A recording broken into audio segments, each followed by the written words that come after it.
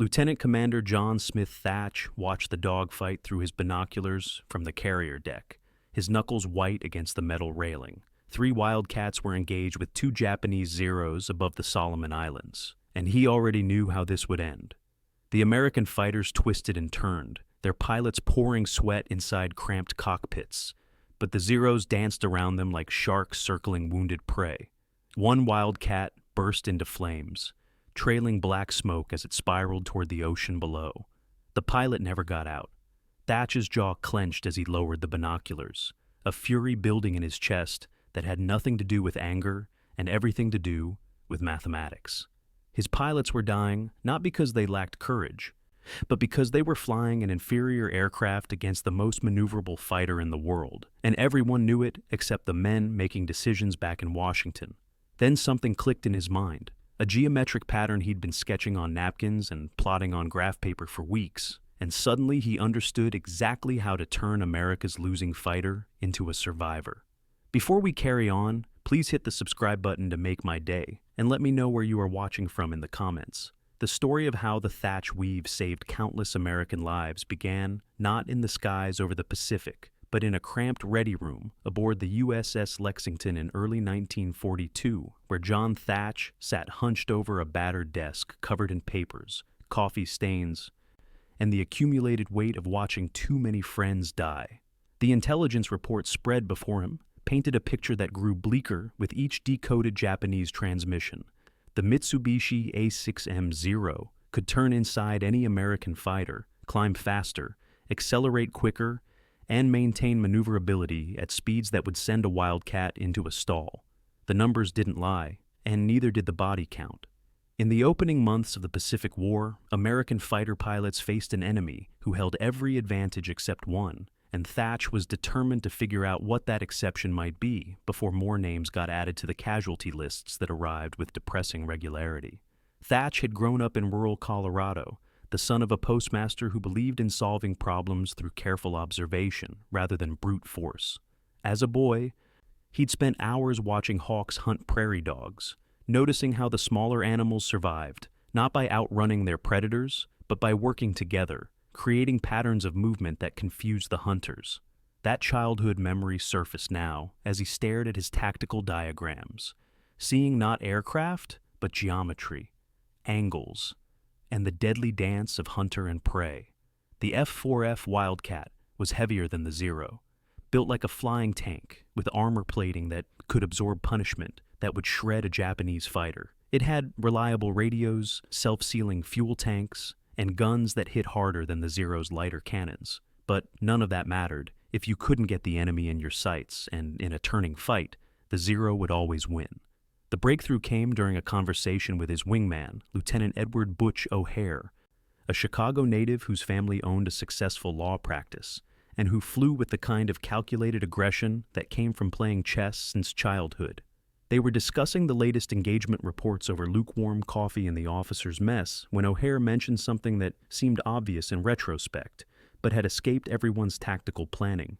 In every dogfight, American pilots instinctively tried to outturn the Zero, twisting and burning fuel in a contest they couldn't win. The Japanese pilots knew this, expected it, and exploited it ruthlessly. They would bait American fighters into turning battles, then use their superior maneuverability to slide onto their tails and fire short, devastating bursts that sent another Wildcat tumbling into the sea.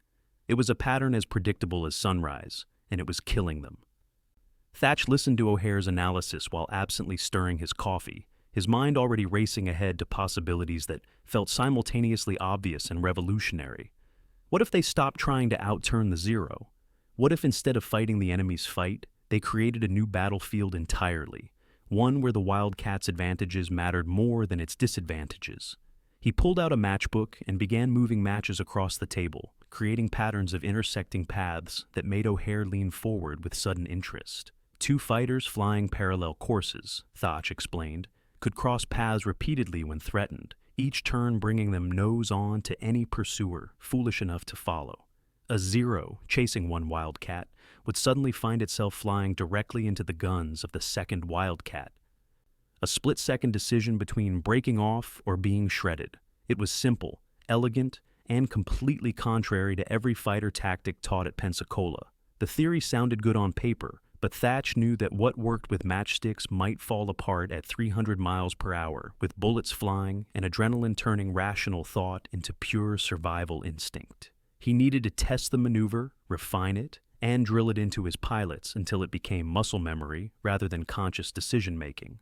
The problem was that combat air patrol schedules left little time for experimental tactics, and convincing squadron commanders to let their pilots practice untested maneuvers with enemies potentially minutes away wasn't an easy sell. Thach used every ounce of his reputation as a top fighter instructor and squadron leader to secure training time, calling in favors and making promises he wasn't sure he could keep. The first practice session happened on a clear morning with visibility stretching to the horizon, conditions so perfect they felt like a gift from a universe that owed them several. Thach took up his Wildcat, with Lieutenant Commander James Flatley as his wingman, a Massachusetts native who'd flown mail routes before the war, and understood the importance of precise navigation and timing. They climbed to 10,000 feet over empty ocean, far enough from the carrier that mistakes wouldn't end with catastrophic deck crashes, but close enough that they could return before fuel became critical. Thach explained the maneuver over the radio, his voice crackling through the static that plagued every transmission, describing how they would fly line abreast, separated by about 200 feet, maintaining visual contact while scanning for threats. When one pilot called out an enemy on his tail, both fighters would execute a turn toward each other, crossing paths and reversing course. The pursuer would have to choose between continuing after his original target, which meant flying into the guns of the second fighter, or breaking off to avoid the crossing shot. The first attempt was a disaster. Flatley turned too early while Thach turned too late, and they passed each other with enough separation that an enemy could have picked off either one without consequence. Radio discipline collapsed into confused crosstalk as both pilots tried to explain what went wrong while simultaneously trying to set up for another attempt. Thach felt frustration building in his chest, the kind that came from seeing the solution clearly in his mind, but failing to translate it into physical reality. They tried again, and this time, Flatley turned too sharply while Thach's turn was too shallow, creating a crossing angle that wouldn't give either pilot a clean shot at a theoretical pursuer. On the third attempt, something clicked. Both fighters turned simultaneously, their paths intersecting at the perfect angle, and for one crystalline moment, Thach saw exactly what a Zero pilot would see: two Wildcats appearing nose-on where there should have been vulnerable tails, guns pointing directly at anyone foolish enough to maintain pursuit. They practiced for 3 hours straight, burning through fuel and making dozens of runs until the timing became instinctive. Thach called out corrections over the radio, refining angles and distances until they found the optimal spacing that gave maximum coverage without forcing the fighters so close together that collision became a risk. The key was maintaining enough separation that they could cover each other's tails while staying close enough to cross paths quickly when threatened. Too far apart, and the weave took too long to execute, giving a fast-moving Zero time to get a killing shot. Too close, and they risked mid-air collision during the crossing turns, especially in the chaos of combat where visibility could disappear in seconds behind gun smoke and damaged aircraft trailing fuel and hydraulic fluid. When they finally returned to the Lexington, both pilots were exhausted, their flight suits soaked with sweat despite the cold air at altitude. But Thach felt something he hadn't experienced in months of losing pilots to superior enemy fighters. He felt hope. The intelligence reports that landed on Thach's desk 2 days later confirmed that Japanese fighter pilots had developed extraordinary confidence in their abilities, bordering on arrogance that came from months of unbroken victories against outmatched American aircraft. Zero pilots approached dogfights with the certainty that they would win any turning engagement, that American fighters would try to outmaneuver them and fail, and that each combat sortie would add to their already impressive kill tallies. This psychological advantage was almost as significant as the Zero's technical superiority. American pilots went into combat knowing they were outmatched, while Japanese pilots expected easy victories. Thach realized that the Thach Weave, as his fellow pilots had started calling it, offered something beyond tactical advantage. It offered the element of complete surprise, the psychological shock of seeing an impossible situation where Wildcats somehow gained the upper hand against superior aircraft. Training the rest of the squadron proved more challenging than Thach anticipated. Veteran pilots, already stressed from constant combat operations and the accumulated fatigue of fighting a losing war, initially resisted learning new tactics that contradicted everything they'd been taught about fighter combat. The standard doctrine emphasized individual initiative, each pilot responsible for his own survival through superior flying skill and marksmanship. The Thach Weave required something different, a kind of trust that meant deliberately putting yourself in apparent danger because you knew your wingman would protect you. It meant flying straight when every instinct screamed to break and maneuver, trusting that your partner would cross paths at exactly the right moment to save your life. Several pilots openly questioned whether Thach had lost his mind, suggesting that flying toward each other in the middle of combat was more likely to result in friendly fire incidents than enemy kills. Thach addressed these concerns by demonstrating the maneuver repeatedly, flying with different wingmen and showing them firsthand how the crossing paths created an impossible dilemma for any pursuer. He brought in intelligence officers to explain Zero capabilities, making sure every pilot understood exactly how overmatched they were in traditional dogfights and why new tactics weren't just beneficial, but absolutely necessary for survival. Slowly, skepticism transformed into cautious acceptance as pilots realized that Thach wasn't proposing suicide tactics, but rather a carefully calculated response to mathematical realities. The Wildcat couldn't outturn the Zero, so they would stop trying. Instead, they would use disciplined teamwork to transform their weaknesses into strengths, trading individual glory for collective survival. It was a fundamentally different approach to air combat, one that required leaving your ego on the deck and trusting that the man flying next to you valued your life as much as his own. The opportunity to test the Thach Weave in actual combat came sooner than anyone expected during a carrier operation near the Marshall Islands in late spring of 1942. Thach was leading a 4-plane combat air patrol, circling high above the task force with his division, watching the horizon for incoming threats. The morning had been quiet, almost peaceful, with unlimited visibility and calm seas that made the Pacific seem benign rather than the deadly battlefield it had become. Then the radio crackled with urgent warnings from the radar operators below. Incoming bandits, multiple contacts, bearing north-northwest at high speed. Thach felt his heartbeat accelerate, that familiar surge of adrenaline that came before combat. But this time, it was mixed with something else, anticipation.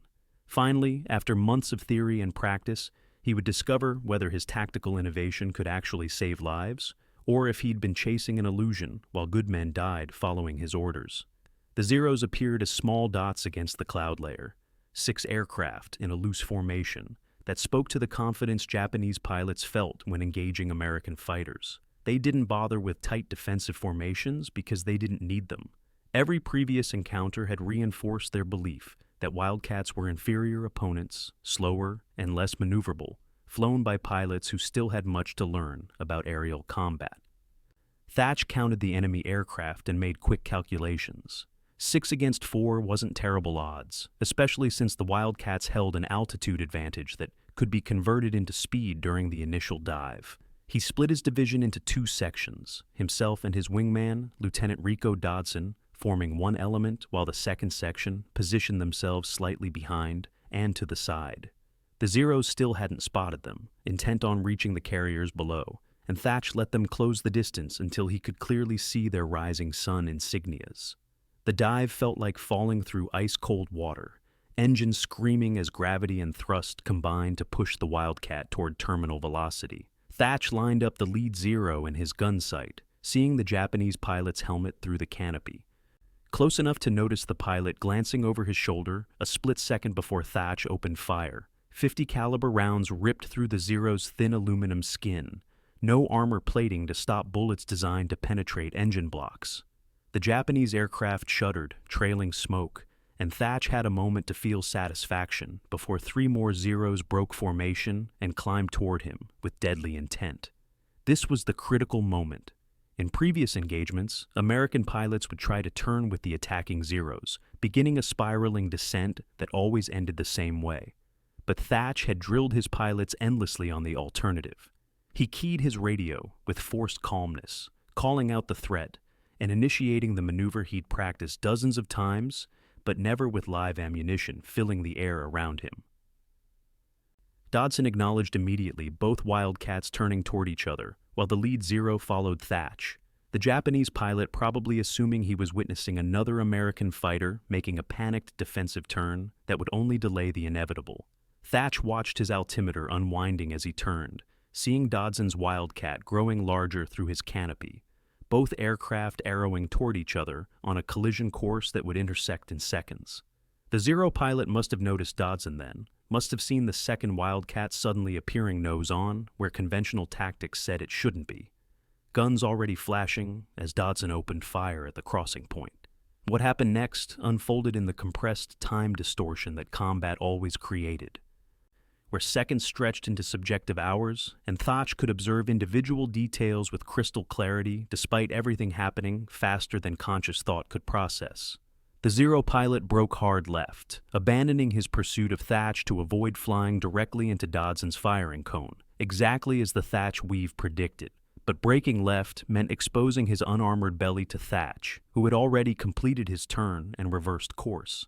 Thach triggered his guns for a 2-second burst that felt like watching geometry become lethal reality.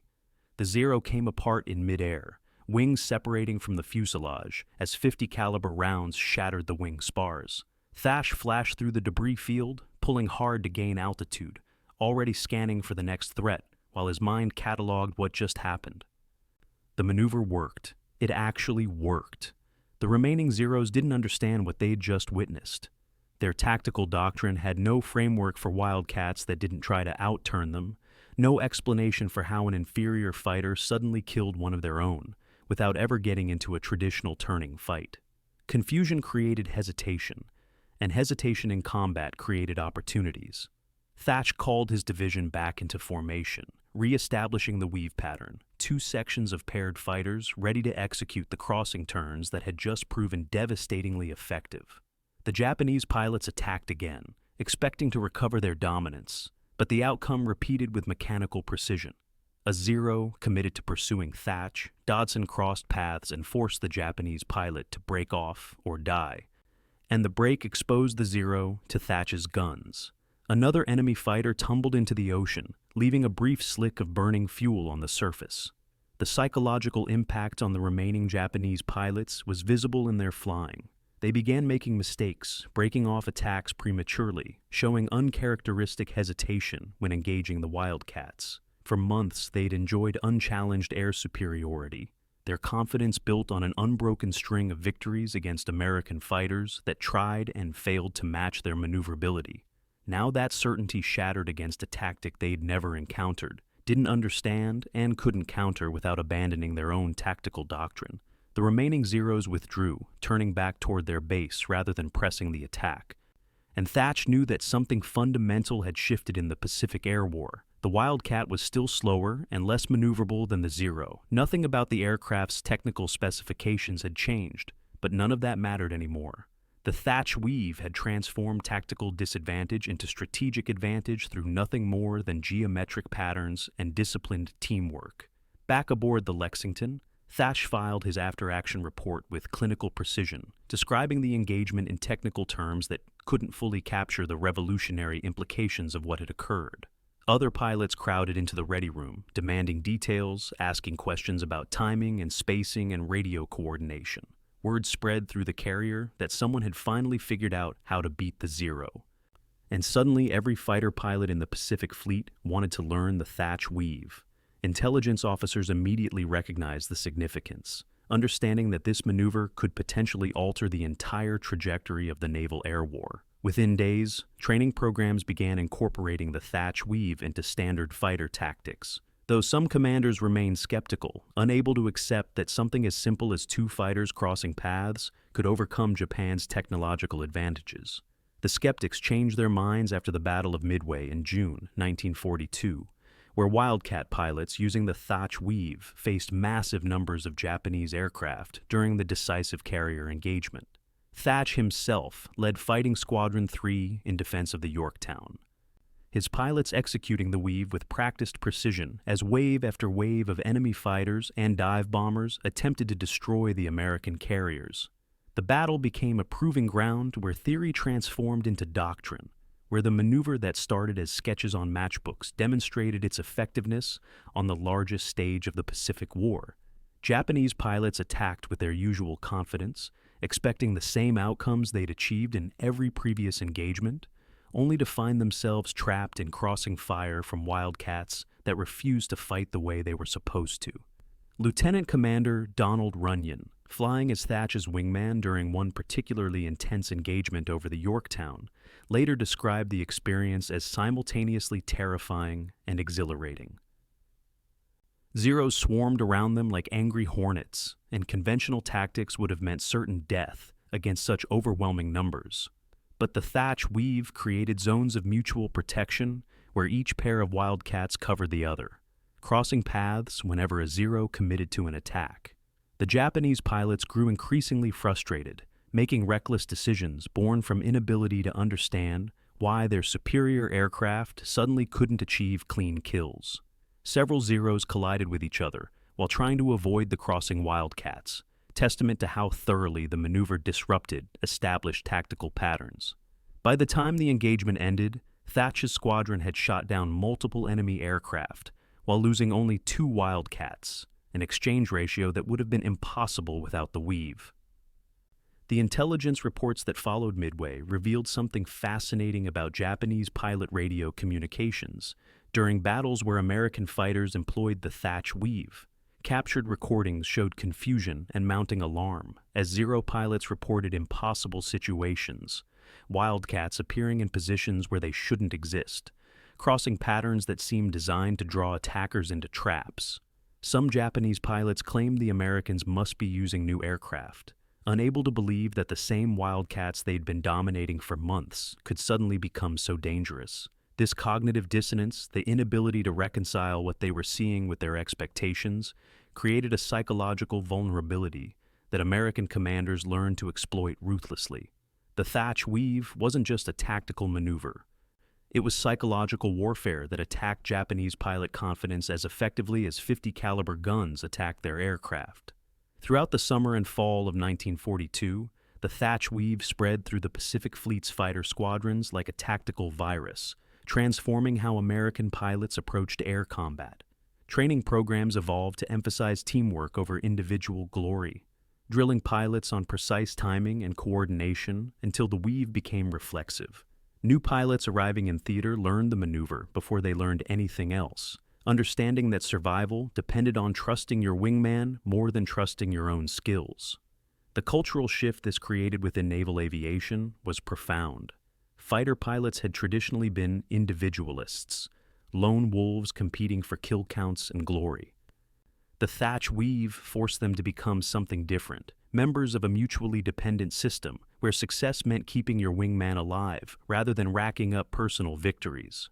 The Japanese military eventually developed counter-tactics designed to neutralize the Thach Weave, though these solutions came too late to reclaim the air superiority they had enjoyed in the war's early months. Zero pilots learned to avoid committing fully to pursuit, to break off attacks earlier, and to maintain better situational awareness of multiple American aircraft. But these defensive measures reduced Japanese pilot effectiveness, forcing them to fight more cautiously when their tactical doctrine emphasized aggressive pursuit and close-range combat. The psychological advantage shifted permanently toward American pilots, who went into combat knowing they had a proven method for surviving encounters with superior enemy fighters. This confidence translated into better performance, more effective combat air patrols, and gradually shifting loss ratios that put increasing strain on Japan's ability to replace experienced pilots. Historians analyzing the Pacific Air War have debated the Thach Weave's ultimate significance, with some arguing it was merely one tactical innovation among many that contributed to American victory. But the pilots who flew in 1942 and 1943, who watched friends die in unequal dogfights before the Weave and watched those same friends survive afterward, understood exactly what John Thach's geometric insight had accomplished. He hadn't designed a better aircraft or discovered some hidden weakness in the Zero. Instead, he'd recognized that fighting a stronger opponent required abandoning conventional approaches and embracing something completely new. The Thach Weave succeeded because it broke the rules, because it refused to accept that technical inferiority meant tactical defeat, and because it valued the life of the pilot next to you more than personal glory or traditional doctrine.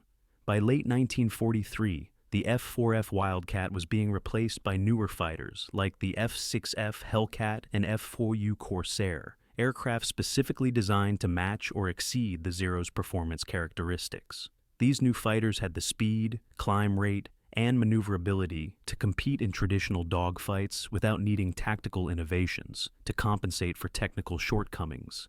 But the Thach Weave didn't disappear with the Wildcat's retirement. Instead, it became foundational doctrine for all fighter operations, a principle of mutual support and coordinated tactics that persisted long after the specific aircraft that inspired it left frontline service. Modern fighter pilots still study the Thach Weave in tactical courses, recognizing it as one of the most important innovations in air combat history, precisely because it demonstrated that tactical creativity could overcome technological disadvantage. John Thach himself survived the war with a reputation as one of the Navy's premier fighter tacticians, eventually rising to the rank of admiral and serving in various command positions during the Cold War. He rarely spoke publicly about the maneuver that bore his name, uncomfortable with personal credit for what he considered a team effort refined by dozens of pilots who contributed ideas and feedback during development. In private conversations with fellow veterans, Thach would sometimes reflect on that moment aboard the Lexington, when he'd watched another Wildcat burn and fall into the ocean, the moment that catalyzed his determination to find a solution that would save lives. He understood that tactical innovations emerged from desperation and necessity, that breakthrough thinking came not from comfortable circumstances, but from situations where conventional approaches had failed catastrophically, and something new was required simply to survive. The broader lessons of the Thach Weave extend far beyond World War II aviation. Military historians study it as an example of how smaller forces can compete against larger or more capable opponents through tactical innovation that exploits unexpected vulnerabilities. Business schools teach it as a case study in creative problem solving, showing how reframing problems can reveal solutions invisible from conventional perspectives. The maneuver demonstrates that advantage isn't absolute, that superior technology or resources can be neutralized through superior tactics, coordination, and willingness to abandon established patterns.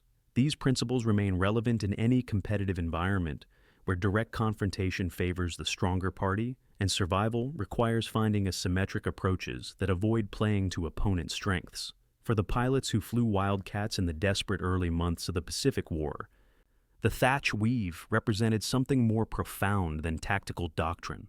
It represented hope during a period when American forces were losing ground across the Pacific, when Japanese military superiority seemed overwhelming, and when individual pilots faced the grim mathematics of flying inferior aircraft against better-equipped opponents. The maneuver proved that intelligence and creativity could overcome material disadvantage, that American pilots could compete and win despite not having the best equipment. This psychological victory was almost as important as the tactical one, restoring confidence that had been eroded by months of defeats and teaching a generation of fighter pilots that success came from working together rather than relying on individual heroics. The Japanese pilots who faced the Thach Weave in combat rarely recorded their perspectives, though occasional diary entries and letters home suggest profound confusion about why American tactics suddenly became so effective. Some attributed it to new training programs, others to better aircraft that intelligence had failed to identify. Very few understood that they were experiencing the consequences of a simple geometric pattern executed with discipline and precision. This misunderstanding persisted throughout the war, with Japanese tactical manuals continuing to emphasize the Zero's superiority in turning fights even as American pilots consistently avoided those exact engagements. The inability to adapt to changing tactical realities contributed to Japan's eventual defeat in the air war, demonstrating that flexibility and innovation mattered more than initial advantages. Rico Dodson, who served as Thach's wingman during the first combat test of the Weave, later described his experience in interviews conducted decades after the war. He recalled the surreal quality of watching Japanese fighters break off attacks that should have been successful, the visible confusion in enemy pilot reactions as they encountered tactics that violated everything they'd come to expect from American fighters. Dodson emphasized that the Weave's success depended entirely on trust, on believing that your partner would execute their role perfectly despite the chaos of combat. This trust wasn't automatic or easy. It required repeated practice, clear communication, and absolute commitment to mutual protection over individual achievement. Building that trust took time and effort, but once established, it created an almost telepathic coordination between pilots who could anticipate each other's movements and react instantly to developing threats. The engineering limitations that made the Wildcat vulnerable to the Zero also gave it unexpected advantages once pilots learned to exploit them properly. The aircraft's heavy construction, originally a liability in turning fights, meant it could dive faster than the lighter Zero and sustain higher speeds in level flight. Thach's tactical innovation essentially transformed these characteristics from weaknesses into strengths by creating combat geometry that emphasized diving attacks and high-speed crossing passes rather than sustained turning engagements. This reframing of the tactical problem demonstrated sophisticated systems thinking, understanding that the same attribute could be advantageous or disadvantageous, depending on how it was employed. The Wildcat hadn't changed, but by changing how it fought, Thach changed its effectiveness completely. Modern fighter tactics still incorporate variations of the Thach Weave, adapted for higher speeds, longer-range weapons, and more complex threat environments. Contemporary two-ship and four-ship formations maintain the core principle of mutual support through coordinated maneuvers that present multiple threats to pursuing enemies. Pilots practice these formations using high-fidelity simulators that can model hundreds of scenarios, but the fundamental concept remains identical to what Thach sketched using matchsticks on a carrier mess table. Good tactics transcend technological generations because they address eternal principles of warfare, strategy, and human decision-making under pressure. The Thach Weave survives as operational doctrine precisely because it captured something essential about aerial combat that remains true regardless of specific aircraft capabilities or weapon systems. The technical specifications that made the Zero such a formidable opponent in 1941 became less relevant as the war progressed, and American industrial capacity produced aircraft specifically designed to counter Japanese fighters. But the Thach Weave remained valuable even when flying superior aircraft because it represented optimal tactics for mutual defense regardless of individual platform capabilities. A formation of two fighters protecting each other through coordinated maneuvers will always be more effective than two fighters operating independently, whether flying Wildcats against Zeros or any other aircraft combination. This scalability and adaptability ensured the maneuver's longevity, transforming a desperate innovation born from necessity into permanent operational doctrine that persists 8 decades later. John Thach passed away in 1981, having witnessed naval aviation evolve from propeller-driven fighters to supersonic jets capable of speeds he could barely imagine during his combat days. He remained modest about his contributions, insisting that dozens of other pilots deserved equal credit for refining the tactics that bore his name. But his fellow veterans understood exactly what he'd accomplished. At memorial services, pilots who'd survived the Pacific War because of the Thach Weave spoke about a man who valued other people's lives more than his own reputation, who channeled his fury at watching friends die into creating something that would save thousands of others. They described him not as a brilliant tactician, though he certainly was that, but as someone who cared deeply and personally about bringing his people home alive, who understood that innovation meant nothing unless it served that fundamental purpose. The story of the Thach Weave ultimately transcends its specific military context to reveal something essential about human problem-solving under extreme pressure. When faced with impossible odds and conventional solutions that clearly weren't working, one person refused to accept that defeat was inevitable. Instead of trying harder at approaches that had already failed, he stepped back, examined the problem from new angles, and discovered a solution hiding in plain sight. That solution required convincing others to trust his unconventional ideas, to practice until the unfamiliar became instinctive, and to maintain discipline when everything in combat screamed for individual action rather than coordinated response. The success of the Thach Weave depended on John Thach's insight, but it succeeded because dozens of pilots believed in that insight enough to stake their lives on it. 80 years after those first Wildcats crossed paths above the Solomon Islands, the maneuver that saved them continues influencing how fighter pilots approach aerial combat. Every pilot who learns coordinated tactics, who practices mutual support formations, who understands that survival means trusting your wingman more than trusting yourself, is learning lessons that trace directly back to John Thach's determination to find a better way. The Japanese pilots who encountered the Thach Weave thought the Wildcats were finished, that American fighters were hopelessly outmatched and victory was assured. They were wrong, not because American aircraft suddenly improved, but because American pilots found a way to win that nobody expected. That innovation, born from desperation and refined through practice, changed the course of the Pacific Air War and demonstrated that the human element, creativity, coordination, and determination mattered more than any technical specification or material advantage. The Thach Weave proved that when facing a stronger opponent, the answer isn't to fight their fight. The answer is to create a completely new battlefield where your strengths matter more than theirs, and then execute that vision with such precision that confusion becomes your greatest weapon.